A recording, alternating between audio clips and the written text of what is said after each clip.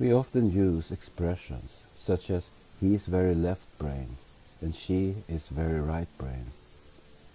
What we mean by that is that the person who is left-brained is intelligent and uses a lot of logic in his thinking, while the person who is right-brained is coming to conclusions by using intuition rather than what we call logical thinking.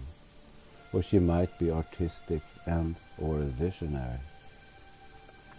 In this society, we normally need to be left-brained to have our ideas accepted and incorporated by others. We need to show physical or mathematical evidence to be fully believed. If we can't provide this and just share our inner knowing, people often won't take us seriously. This is very unfortunate and dangerous because a child is very intuitive to begin with, but forced to accept society's norm. This ability to think with his or her right brain will usually diminish or almost fully vanish as the child grows older. Instead, the left brain thinking is encouraged, although creative, constructive and innovative thinking comes from the right brain. Learned and inherited thinking comes from the left part of the brain. By invalidating us from childhood for our intuitive thinking, we create adults with limited thinking capacities, even if the child becomes a science professor. How can a science professor think outside the box, the matrix, if he or she refuses or can't use the right brain?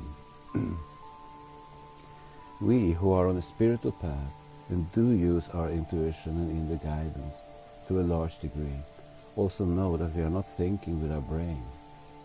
The brain is a part of the construct and only interprets and encodes signals from the mind, so we can experience this 3D matrix. But in this video, we will use the brain metaphor to convey our message. What we call the left brain, we could say, represents the physical aspect of reality, which is the conscious mind, and the right brain represents the subconscious mind. This brings us to intelligence. What is intelligence? Is it the soul or the body? Many people will probably say the soul, but is it really?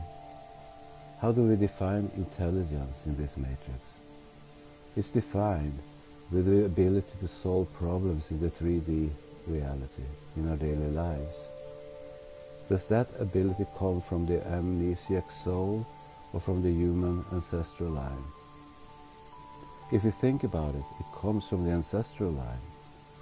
We inherit our intelligence, which is simply the compilation of the intelligence from our mothers and fathers, forefathers and foremothers. If our mother is a skilled musician, it's highly likely that the child will inherit this skill and hopefully expand on it. Leopold, father, and Wolfgang Amadeus Mozart, son, is a typical example of this. Before the invasion, when the experiment was still running as planned, a human soul-mind-body was supposed to do it in one go, which means there was no death and no reincarnation. When a soul's body expired for any reason, that soul was done and exited from the experiment. Left were the experiences that soul had had in her human body, which then was transferred over to the offspring. To begin with, humans, the Namlu'u, were androgynous and created their own offspring without having the need for an opposite sex partner. They were hermaphrodites. There are still animals on this planet who are hermaphroditic. The human experience was accumulated in the human DNA, generation after generation. Therefore, for the experiment to be a success, the entire human soul group must graduate together. After the invasion, the entire structure of the experiment was changed. Enki created death and reincarnation. He had the same souls reincarnate over and over, keeping us trapped within this construct, when we should have graduated on an individual basis after one completed lifetime. The way Enki set it up was not how it was supposed to be. On top of that, he gave us amnesia, and on top of that, he split each soul in 1 trillion pieces and created new souls in the Between Lives area, BLA, from a mix of different souls with different experiences. This is where we stand now. The way things currently are, we still learn how to survive and expand in this reality through our ancestral line, but we have very little assistance from our soul compared to how it used to be. On Tiamat, before the planet turned into Gaia/Earth after the destruction of Tiamat, the soul learned from the human experience and interaction on the planet, and then it accumulated all the information. The soul could also be used to gather information from the universe through nano-travel, where she shut off soul fires into the dimensions to solve problems or to get assistance from a higher perspective. Still, the experiment was totally dependent on the ancestral line. The body was in the center of the experiment.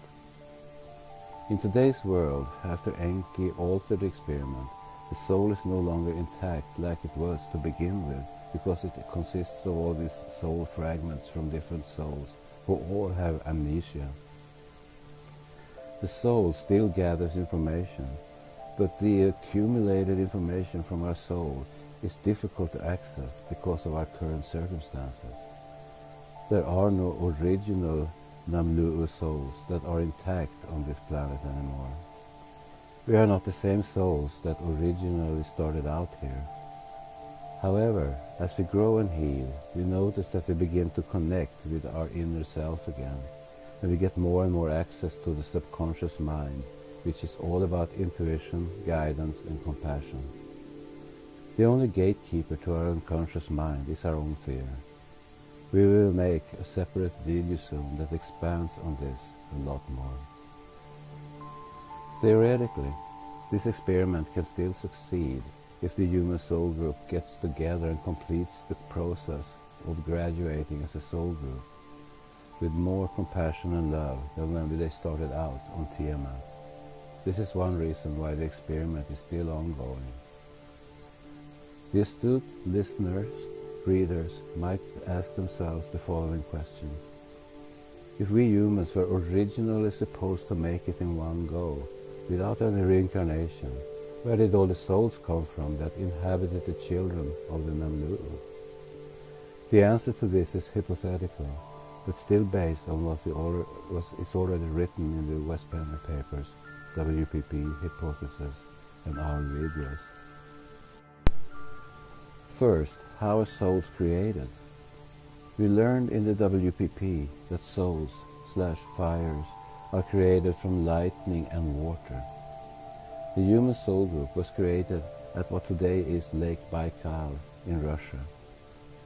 We were of course created on Tiamat, but the Lake Baikal area survived the explosion of Tiamat and is now a part of Earth.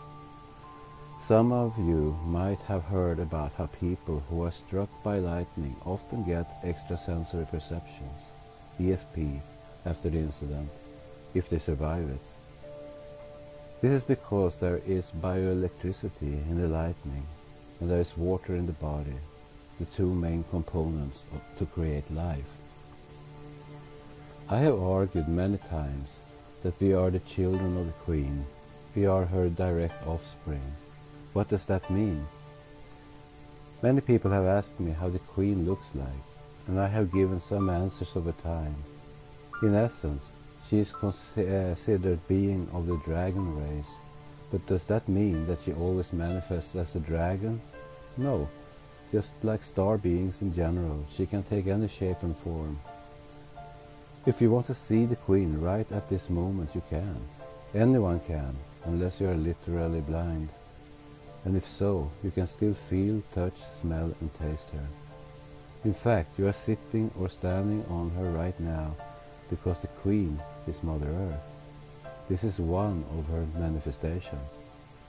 Thus, if you ask me how the Queen looks like, it would be accurate for me to say that she looks like and is a planet.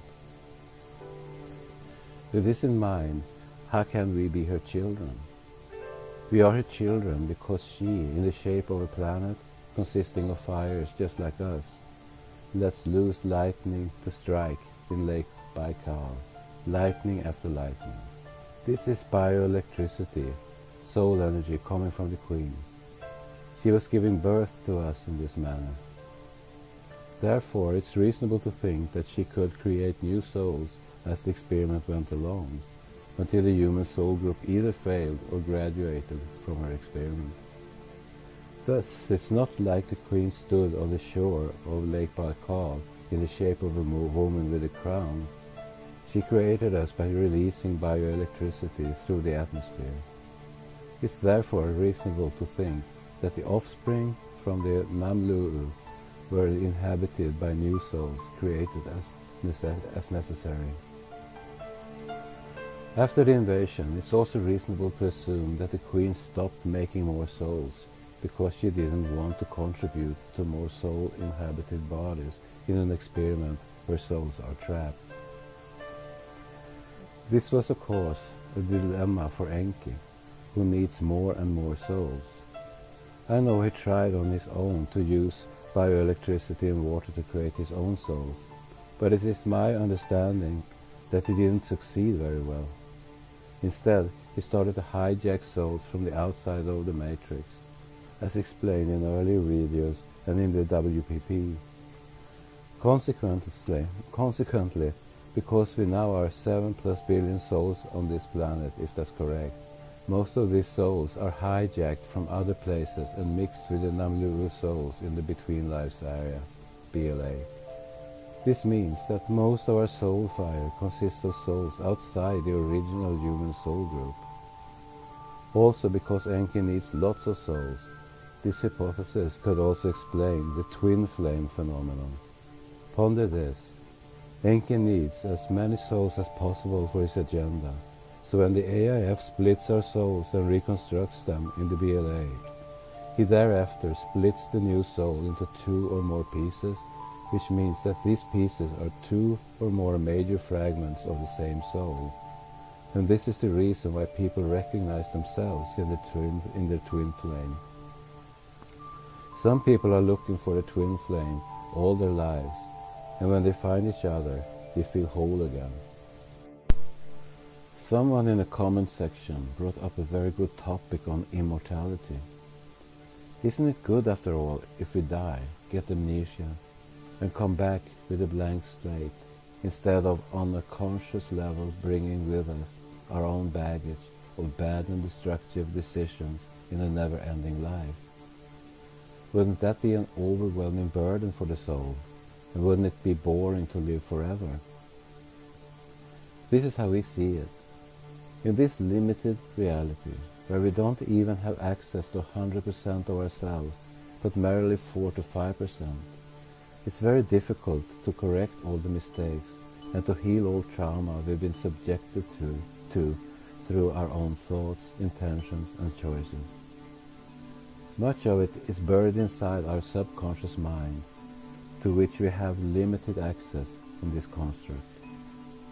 However, once we're free from our bondage and have returned to the call, we will eventually get access to our entire self, and when we make bad decisions and are subjected to trauma, we can remedy this because of our hugely enhanced abilities and free access to the different dimensions. We don't need to dig to find things in our subconscious. It is there for us to see and experience. Thus, we can make new choices and take immediate responsibility for our mistakes, if we want to call them that. Then, of course, it's up to the individual soul to decide if she wants to take that responsibility, or if she wants to hang on to her pride and competitive attitude in a manner the AIF has done. If so, such a soul will create her own living hell, just like they have done, until they have dug themselves down so deep that it's difficult to dug themselves up again. However, this is not the norm for a star being in general. Also, within our construct, we have free will. Not so in the Ka. in which we have freedom rather than free will. This, our experiment, is an experiment in free will, but outside the matrix, it's a universe of freedom, not free will. This will be further explained in a new video and is part of new research and insights. This is good news, as we will explain further in an upcoming video. What we experience on the outside are direct reflections and projections of what we experience on the inside, so we can't really blame anybody else for a situation we're in. In one way or another, we created it ourselves, regardless whether it was willingly or whether it was because we let ourselves be manipulated by someone else. The reality we perceive outside ourselves is the movie we are making for ourselves on the inside. Postscriptum. After this transcript was written on July 27, 2018, Lisa Harrison had a live stream on her YouTube channel where she explained what her contact, Lilu, had just recently told her. This information corresponds exactly with what I have written in the WPP since 2012 and onward, including what this experiment is all about into almost the detail. Also including what we've said about narcissism and the termination of souls. I strongly encourage you to listen to that broadcast and what she has to say.